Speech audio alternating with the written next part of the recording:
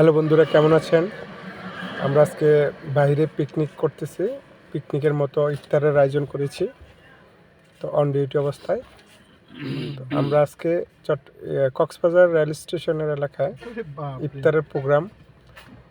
তো এই যে রেল স্টেশন, তো নিরিবিলি জায়গা বিধায় আমরা এখানে চলে আসছি। এই যে ভিতরে লাচ্ছি আছে, জুস আছে, পানি আছে, একসাথে সবাই ইফতার করার মজাই আলাদা।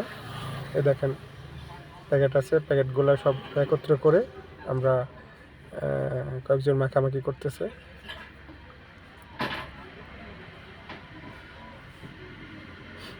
সবাই মিলে ইফতার করা, আনন্দ উপভোগ করা, অনেক সুন্দর একটা মুহূর্ত।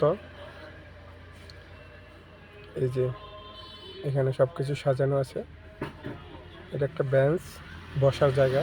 তো আমরা এখানে আমাদের বসার জায়গা হবে না বিদায় ইফতারগুলো এক জায়গায় রেখেছি, আমরা দাঁড়িয়ে দাঁড়িয়ে খাইলাম।